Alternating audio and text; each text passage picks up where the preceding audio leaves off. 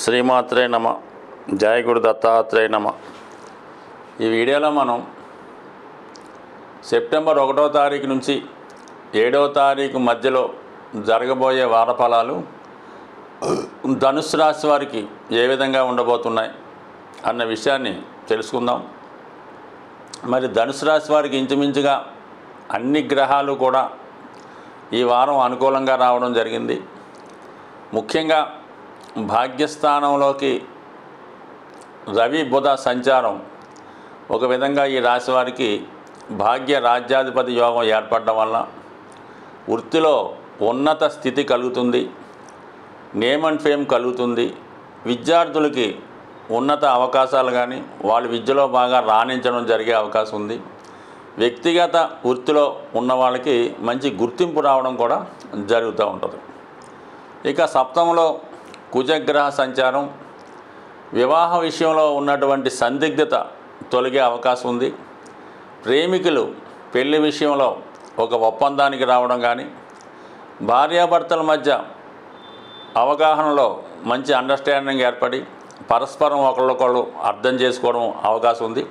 అలాగే జీవిత భాగస్వామి యొక్క హోదా పెరిగే అవకాశం ఉంది. అంటే సప్తమాధిపతి భాగ్యస్థితి, సప్తంలో కుజుడు, ఇవన్నీ కూడా మరి భార్యాభర్తల్లో ఒకరికి హోదా పెరగడం కానీ, ఉద్యోగ అవకాశాలు రావడం కానీ జరిగే అవకాశం ఉన్నది.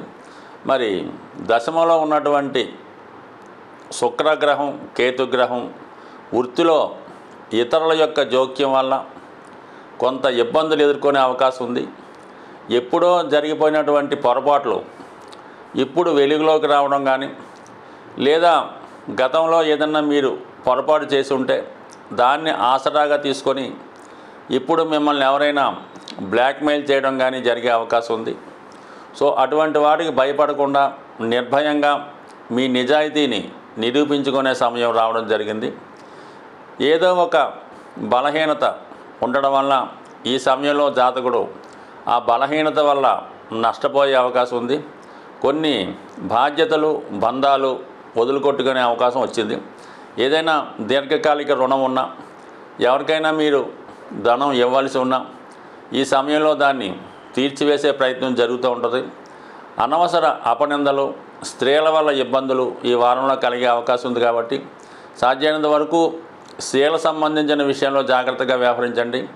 ఎంత దగ్గరే బంధువులైనా, కుటుంబ సభ్యులైనా వాళ్ళని ఎంతవరకు మీరు వ్యక్తిగతంగా గౌరవించాలి తప్ప వాళ్ళ యొక్క వ్యక్తిగత జీవితంలోకి వెళ్ళడం కానీ, వ్యక్తిగతంగా విమర్శించడం కానీ చేయడం వల్ల ఆర్థిక పరంగా ఇబ్బంది వస్తుంది. వాళ్ళ యొక్క ఆగ్రహానికి కూడా లోనయ్యే అవకాశం ఉంది. ఈ సమయంలో మీకు ఆర్థిక పరంగా చాలా ఇబ్బంది కలిగే అవకాశం ఉంది. సో ఆ కారణం వల్ల మీకు రావాల్సినటువంటి ధనం మీ బంధువులకి మీరు గతంలో ఇచ్చి ఉంటే అది అడగడం వల్ల కూడా ఇబ్బందులు వచ్చే అవకాశం ఉంది. కాబట్టి సాధ్యమైనంత వరకు ఈ నెలలో, ఈ వారంలో ఆర్థిక విషయాల్లో మీ సమస్యలు మీరే సరిదిద్దుకునే ప్రయత్నం చేయండి. బంధువులు దగ్గర కానీ, తెలుసున్న వారి దగ్గర కానీ ఏ విధంగా మీకు రావాల్సి ఉన్నా వాళ్ళని ధనం కొరకు ఒత్తిడి చేయడం వల్ల బంధు విరోధాలు, అనవసర నిందలు వచ్చే అవకాశం ఉంది. ఈ వారంలో మరి వార ప్రారంభంలోనే 1వ తారీఖున మాస శివరాత్రి రాబోతుంది. ఖచ్చితంగా ఏ రాశుల వారైనా మాస శివరాత్రి రోజు మరి శివాలయంలో అభిషేకం చేసుకోవడం వల్ల మీకు నెలంతా శివుడికి అభిషేకం చేస్తే ఎటువంటి ఫలితం వస్తుందో అటువంటి ఫలితం రావడం జరుగుతుంది. ఎవరికైనా ఐశ్వర్యం ఇవ్వాలన్నా ఖచ్చితంగా శివుడి వల్లే అవుతుంది. కాబట్టి కంపల్సరిగా ఎవరైతే జ్యోతిష శాస్త్రాన్ని నమ్ముతారో, నవగ్రహాలను నమ్ముతారో వాళ్ళు ఖచ్చితంగా శివుని యొక్క ఆరాధన, ఎస్పెషల్లీ ఇటువంటి మాస శివరాత్రి వచ్చినప్పుడు అభిషేకం చేసుకోవడం వల్ల, లేదంటే ఆరుద్ర నక్షత్రం వచ్చిన రోజు కొన్ని పర్వదినాల్లో శివుడికి అభిషేకం చేసుకోవడం వల్ల మరి అంత నవగ్రహాల వల్ల వచ్చే ఇబ్బందుల్ని కేవలం శివుని అనుగ్రహంతో తొలగించుకునే అవకాశం ఉంది. అలాగే మరి ఈ వారంలో వస్తున్నటువంటి ఇంకొక అదృష్టం ఏంటంటే, ఈ వారం చివరిలో వినాయక చవితి రాబోతుంది. ఈ వినాయక చవితి ప్రతి ఒక్కరు కూడా వాళ్ళ వ్యాపార సంస్థలో కానీ, వాళ్ళ గృహంలో కానీ వాళ్ళ స్థాయిని బట్టి మరి వినాయకుడిని ప్రతిష్ఠ చేసుకొని అది 3 రోజులు, 5 రోజులు, 7, 9 అలా నవరాత్రులు చేస్తూ ఉంటారు.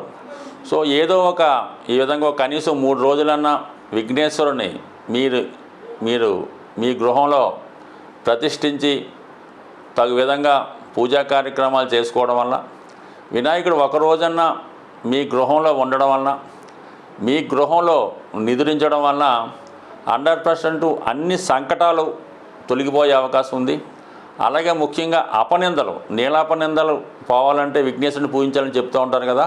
ప్రస్తుతం ఏంటంటే నీలాపనిందలు అవి పెద్దగా ఎవరు పట్టించుకోరు, కానీ రుణాలు, అప్పులే పెద్ద ప్రమాదం అన్నమాట. అటువంటి అప్పుల నుంచి బయటపడాలంటే కంపల్సరిగా ఈ వినాయక చవితి రోజు కనీసం ఒక రోజన్నా మీ గృహంలో విఘ్నేశ్వరుడు కొలువై ఉండే విధంగా, ఒక రాత్రి మీ గృహంలో ఉండే విధంగా, నిద్రించే విధంగా చేసుకుంటే 100% రాబోయే రోజుల్లో ఆర్థికపరమైనటువంటి సమస్యల నుంచి బయటపడుతూ ఉంటారు.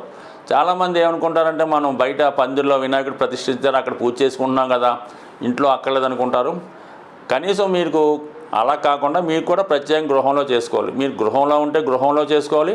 దాంతోపాటు మీ కార్యాలయం ఏదన్నా ఉంటే చిన్న చిన్న ఆఫీసో ఏదో ఉంటుంది, అక్కడ కూడా చేసుకోవాలన్నమాట. ప్రతి చోట కూడా మీకు 4 ఇళ్ళు ఉంటే 4 ఇంట్లో చేసుకోండి, 2 వ్యాపారాలు ఉంటే 2 వ్యాపార సంస్థల్లో చేసుకొని ఈ విధంగా విఘ్నేశ్వరుని మీరు నిలుపుకోవడం వల్ల అక్కడ సంవత్సరం అంతా కూడా వినాయకుడి యొక్క పాజిటివ్ ఎనర్జీ వచ్చి ముఖ్యంగా ఆర్థికపరమైన సమస్యల నుంచి బయటపడే అవకాశం ఉంది. మరి ఈ విధంగా ఏదో కారణాల వల్ల సాధ్యం కాకపోయినా కనీసం ఎవరో ఒకరితో మీ గృహంలో ఈ పూజ చేయించుకోవాలి తప్ప వినాయకుడు పూజ చేయకుండా ఆ రోజు ఆ గృహం ఉండకూడదు. మీరు తాళం వేసి ఉన్నా, ఊరు వెళ్ళిపోయినా కానీ ఖచ్చితంగా మీరు ఆ ఇంట్లో ఆ రోజు వినాయక చవితి జరగకపోతే సంవత్సరం అంతా కూడా దాని యొక్క ప్రభావాన్ని మీరు చూడడం జరుగుతుంటుంది. కాబట్టి మీరు ఎంత దూరంలో ఉన్నా ఆ వినాయక చవితి రోజు వచ్చి, లేదంటే మీ బంధువులు పంపించి మీ గృహాన్ని ఒకసారి శుభ్రం చేయించి వినాయక చవితి పూజ చేయించి మళ్ళీ మీరు మీ కార్యక్రమం చూసుకోవడానికి లాకేసుకోవచ్చు.